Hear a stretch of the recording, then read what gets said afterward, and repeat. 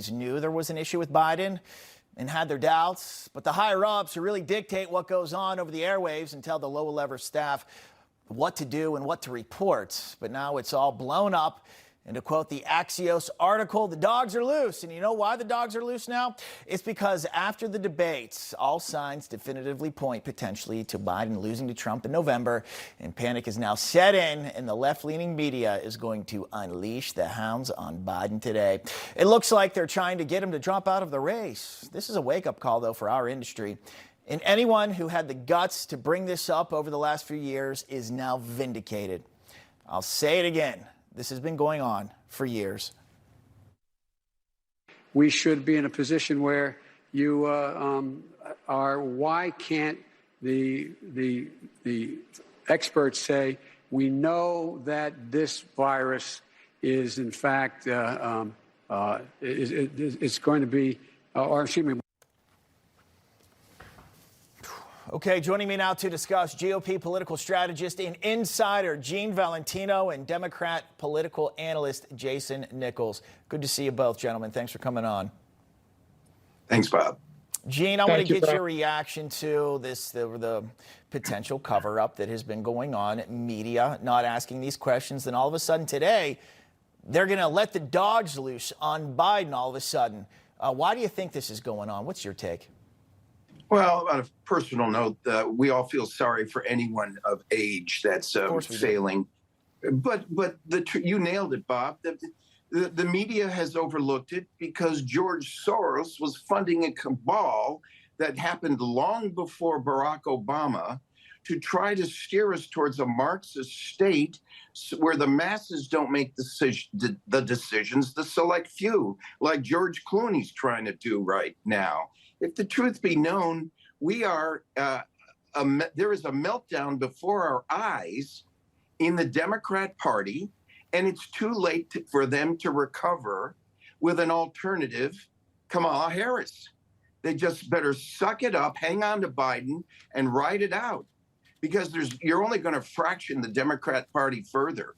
This is a complete meltdown. I feel sorry for Joe Biden personally. I don't feel sorry for him professionally or in his official capacity. I think he's done great harm to this nation, and he should be ashamed of himself, and his family should be ashamed of themselves too for not pulling him out sooner so that the Democrats could have found an alternative. Jason, your thoughts on the dogs being let loose on Biden today, and just overall, what's going on? I'd love to hear the other side of things. Well, first of all, I would say the media should do its job, and they should ask the difficult questions to the president. That's what they're there for. So I'm totally okay with them giving him hard questions that he has to answer and that he has to answer on the fly. People should have been looking at the last 2 weeks where the president has looked incredibly strong. You've seen him at rallies. You've seen him at the NATO summit give an incredible speech that got him a standing ovation. I don't know what a lot of Democrats want. Do they want him to do a cartwheel? I'm not so sure. But if you want him to look strong, he has looked strong since the debate. If you want to move on, then go ahead and let's do it. But in the meantime, it looks like Joe Biden is going to stick in this race. And what's really frustrating for me is to watch Democrats talk their way out of the White House. If you look at the polls and if you believe the polls, the needle has not moved very much. He's still within striking distance. And as a matter of fact, some of the polls in the swing states have actually narrowed since the debate. And it looks like 538 says that he has a 48% chance of winning the election in November. You have 4 months to clean this up. Let's go forward if we're going forward with Joe Biden. But if the Democrats are going to sit here and talk about we have zero chance of winning, then it's a self-fulfilling prophecy, and it's really, really not smart politics. So I'm frustrated with my own party right now. Yeah, well, you know, that's your take that he looked strong. I'm just gauging it. I'm not giving my opinion on that. That the overall reaction, though, Jason, that George Clooney, that Pelosi won't double down, Hakeem Jeffries, the list goes on and on. Gene, do you think Biden has looked strong since Thursday's debate? No, and certainly not as strong as Donald Trump, who had a masterful at the last debate, was measured in his response with Biden that night. You know, the funny thing about Donald Trump, he knows how to use a feather. He knows how to use a chainsaw. And the magic is for people, most of the adversaries all over the world, not to mention some of them within the political cesspool we're working with, they don't know how to read him either.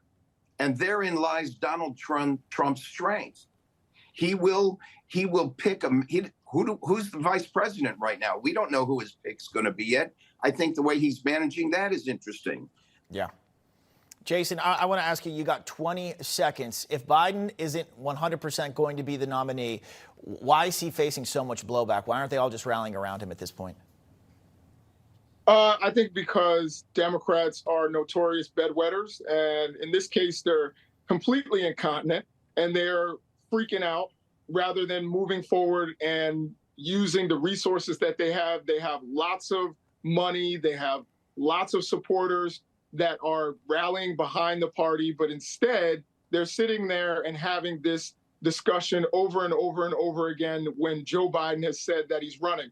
And again, we saw after Access Hollywood, we saw that Republicans have a character problem. We have an age problem. I'll take an age problem any day of the week over someone who with the character of Donald Trump. And you guys never abandon him. Somehow we're ready to abandon a guy because he flubs his words every now and again. And I think that is really, really strange. I think most, at least Donald Trump's base, thinks what has happened to him has been a prosecution against him. Not that there's anything real character issues there. Gene Valentino, Jason Nichols. Hello, everyone. Please keep supporting Gene Valentino's Truth Podcast. We need our voice to get out there far and wide and help save our country. Hi, my name is Mark McCleskey. I'm a national political consultant here at McShane LLC. We help candidates raise money and then invest it in a way that dramatically increases their chances of victory. That's why we work closely with our clients to develop tailored fundraising plans that cater to their specific needs and help them raise the necessary funds to win. Our team also assists with creating effective messaging and campaign strategies that appeal to the voters and improve a candidate's chance of winning. If you're looking for a political consulting firm that can help you raise funds, develop effective messaging, and win elections, then we're the right team for you. Let's talk about how we can help you achieve your goals.